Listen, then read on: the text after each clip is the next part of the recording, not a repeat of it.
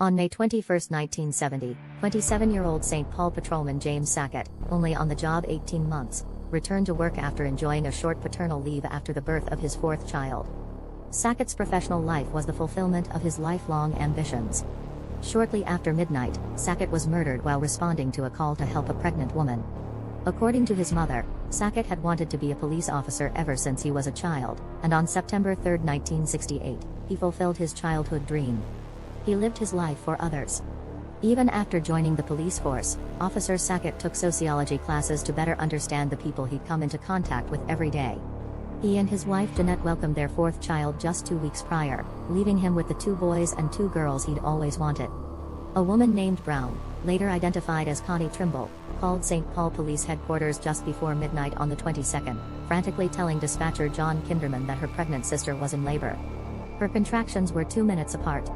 Sadly, the whole thing was a lie.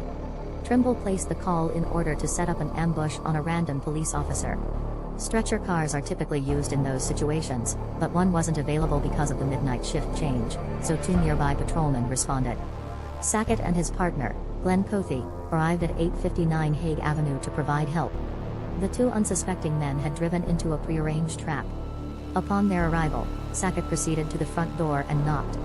When no one answered, Cothy walked around the house to see if he could reach someone at the back door.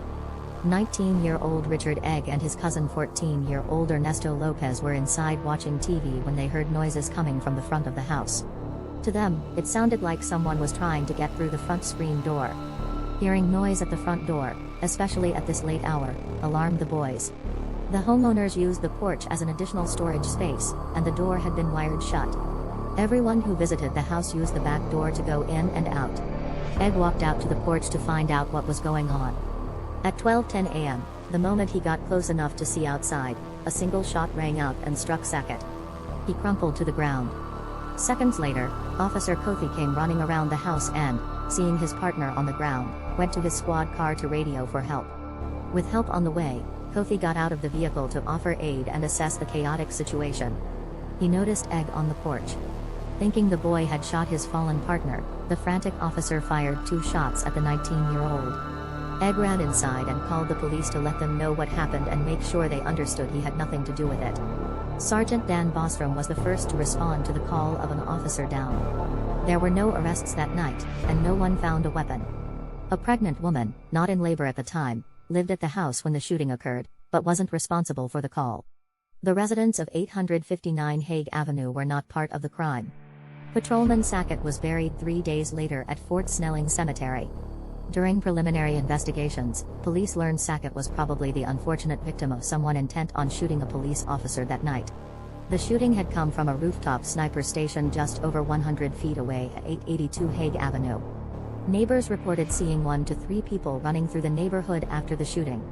Police believed the brazen act was a political statement to call out anger with law enforcement, government, and the country's involvement in the Vietnam War. Police made several arrests but released everyone charged. In 1972, Connie Trimble was arrested and charged with making the false emergency phone call from a nearby phone booth, which resulted in Sackett's death. She was acquitted of the charges against her but served time for contempt of court. Trimble never named her accomplices. Despite the widespread outrage at the officer's senseless death, those responsible were never found, and eventually, the case went cold. Years went by, and Sackett's widow Jeanette refused to let local police forget about her husband. She reminded them at every opportunity that Sackett's killer had not been discovered. In 1994, nearly 25 years later, local news reporter Tom Hauser located Trimble in Denver, Colorado. She agreed to a videotaped interview and confessed to her role. Trimble named her former boyfriend, Ron Reed, as the person who told her to make the phone call. This incredible break in the case reopened the investigation. After another 10 years of investigation by the St. Paul Cold Case Unit, Ronald Reed and his accomplice, Larry Clark, were arrested. Reed was convicted of first-degree murder for firing the shot that killed Sackett. He is serving a life sentence. Clark, convicted of the same charge, was granted a retrial in 2009 and pleaded guilty to conspiracy to commit murder. He was released in 2010.